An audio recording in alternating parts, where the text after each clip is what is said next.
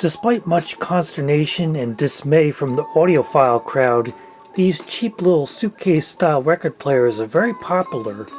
But you know what would make them even better?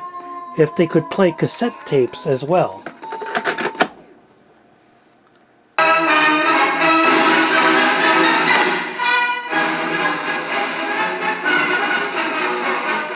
This is the Victrola Journey Plus, a suitcase-style record player which also plays cassette tapes on the side.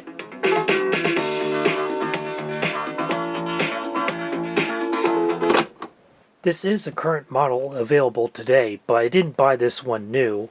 I got it for $15 at the thrift store, not including the power supply. More on that later. If you do want to buy one new, the current price on Amazon as I'm recording this is $89.65, which seems rather steep considering that the regular Victrola Journey without the cassette player is less than half the price. And as we'll see, adding this kind of cassette player to it in no way justifies doubling the price. Under the lid it looks virtually the same as any other suitcase-style record player. The same turntable mechanism with the undersized platter that everybody loves to hate, but they've been making these since the 1980s, so if these really did destroy records, why didn't we find out about it 35 years ago? The only notable difference is this control knob, which instead of having a position that just says phono, it says phono/tape. Also has a line input and a Bluetooth input for playing music from your phone or tablet, and a Bluetooth output for playing music from this to a Bluetooth speaker or headphones. It also has a regular 3.5mm headphone jack there. And anyone who had a cassette player in their car in the 1980s might recognize this because it literally is the same mechanism as what they put in car radios. A slot-loading cassette player with auto stop, and it does have fast forward, but there's no rewind, no pause, and of course no ability to record. The mechanism it uses is called the X301 Movement, and they cost about $7 on AliExpress.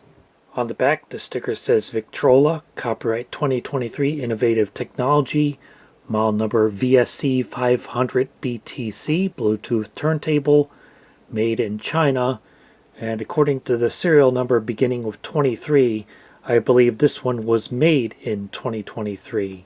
And people think these suitcase record players are all the same, but they're not. If I compare it to my 2015 Crosley, the latch and the handle are obviously different between them.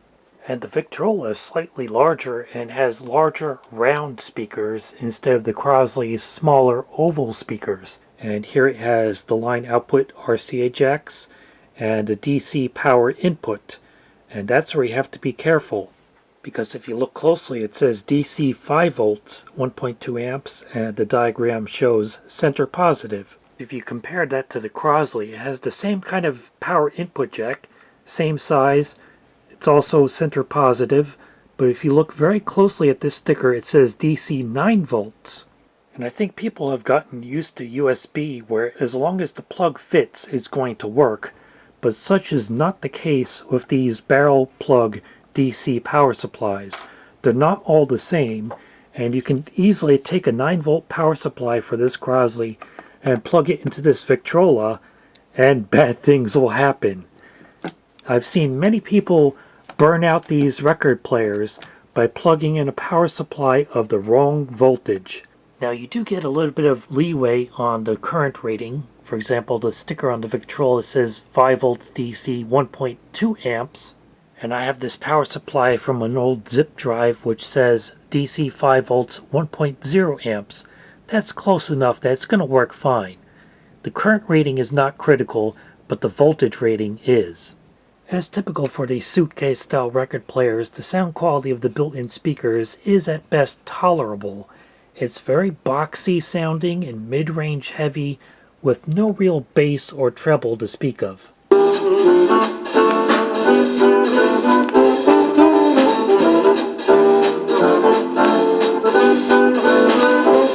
If you push down on the turntable mechanism, it has some give to it. People sometimes think of that as a sign of poor build quality, but that's actually intentional. It's mounted on rubber bushings to give it some isolation, both from the vibrations of the built-in speakers and from external vibrations. So this is by design. And it seems to work because when I turn up the volume all the way, there is no noticeable feedback from the speakers getting picked up by the stylus.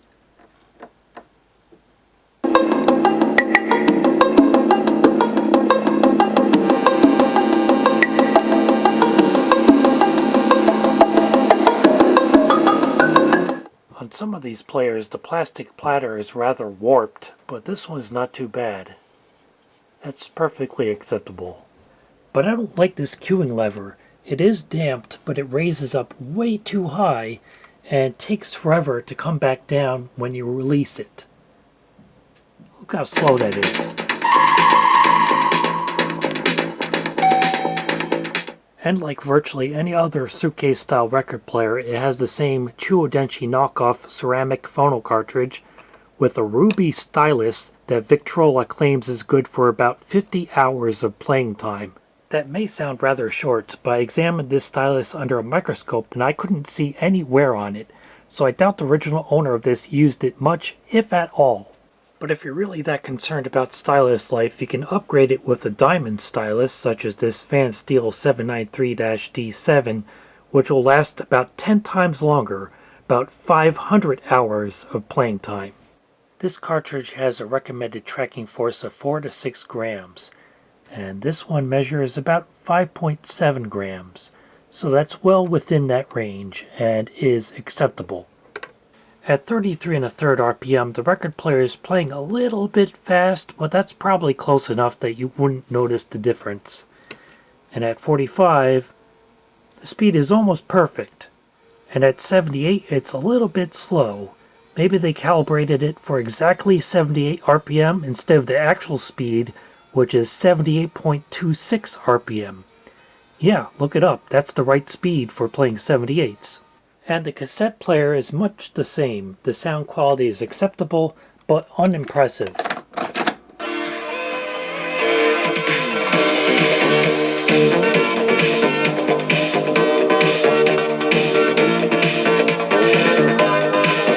You can play tapes that are chrome or metal and have Dolby noise reduction, but given the limited frequency response of these speakers, you're really not going to hear any difference.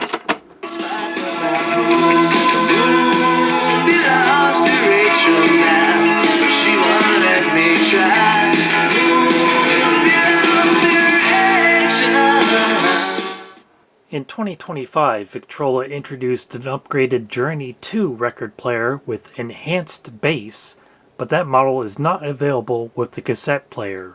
The speaker drivers look about the same, but they're now mounted in their own separate ported enclosure for better sound quality. The cassette player sounded like it was playing a little bit fast, and indeed it is, because if I stick in my audio alignment test tape with a 1 kHz tone on it, and measure it using my frequency counter app,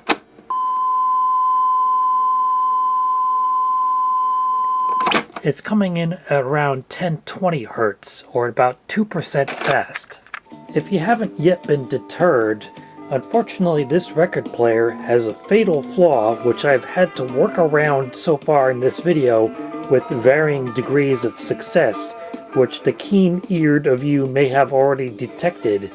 And that is, its amplifier has a muting circuit.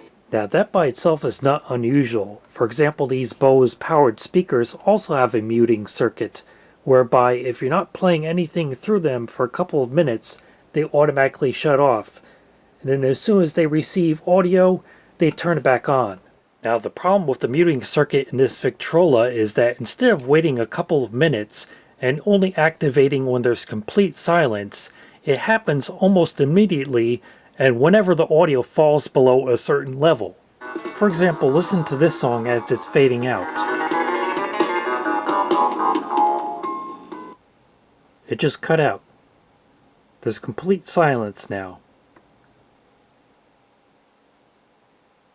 And then it cut off the beginning of the next song. So they set the threshold of the muting circuit so high that even the groove noise of the record isn't enough to cause it to unmute.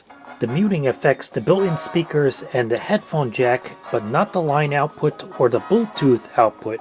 For example, I currently have it paired to this Bluetooth speaker, and there is no muting.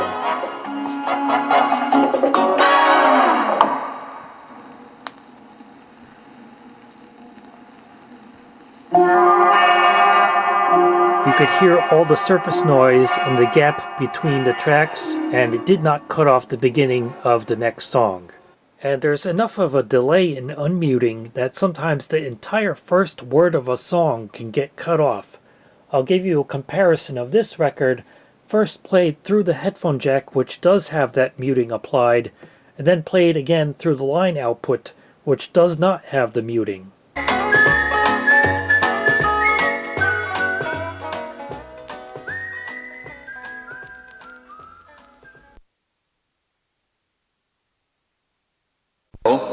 I'm a truck.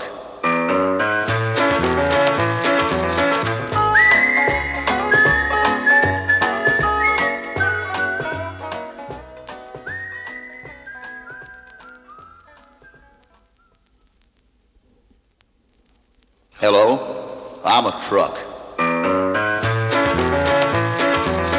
The muting also applies to the cassette player, and likewise, the tape hiss isn't enough to overcome it.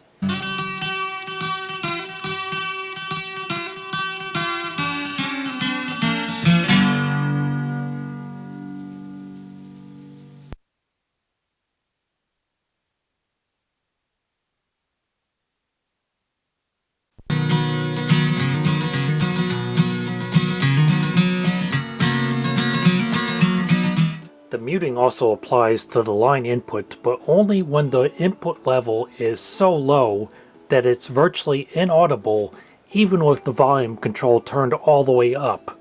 So it's like they got the muting calibrated correctly for the line input, but somehow botched it for the record player and the cassette player.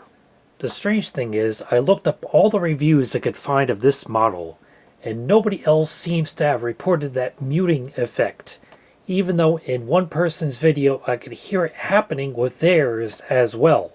So I know it's not a problem specific to mine. So I contacted Victrola's customer support, and they asked me to send them a video demonstrating the problem. So I did. I uploaded an unlisted YouTube video in which I demonstrated the muting effect with records and cassettes. And while I await their response, let's take a look inside this thing. The turntable motor is a Mabuchi clone made by HH, rated for 9 to 12 volts DC, and it has low and high trimmers for adjusting 33 and 45 RPM respectively, while the trimmer for adjusting 78 is over here on this circuit board that the motor connects to. The tape mechanism is a run-of-the-mill Tanishin clone, mostly made of metal. Yes, it does have a stereo head, and a Mabuchi knockoff motor with the speed adjustment trimmer in it.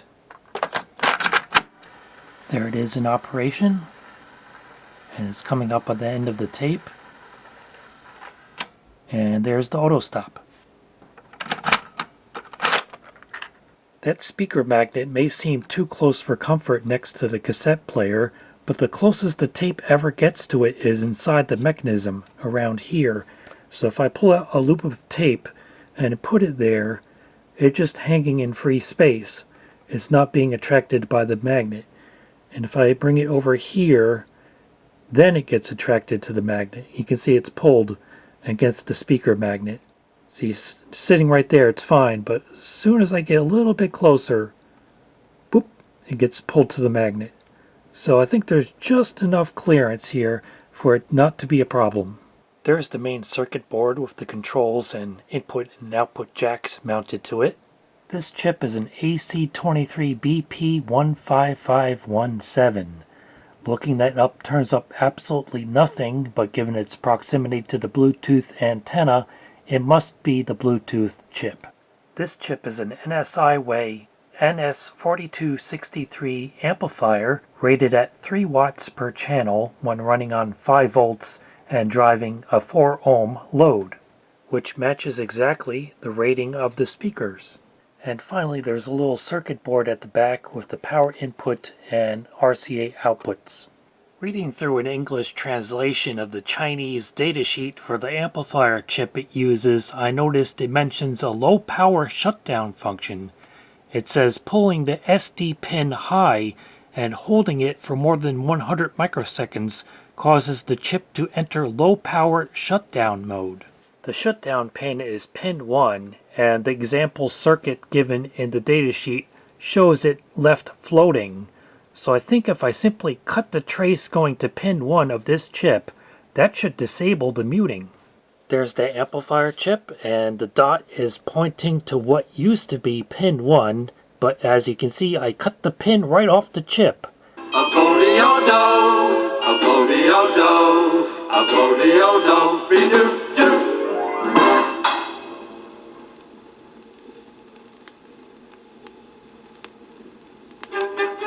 That fixed it.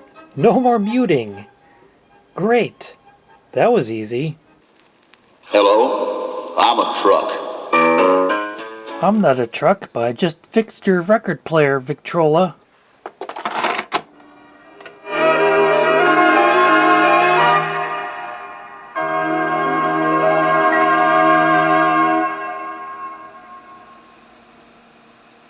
Hear that glorious hiss?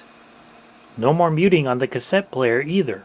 I initially thought that muting circuit might have something to do with trying to prevent you from playing a record and tape simultaneously, but that's not the case because even with it disabled,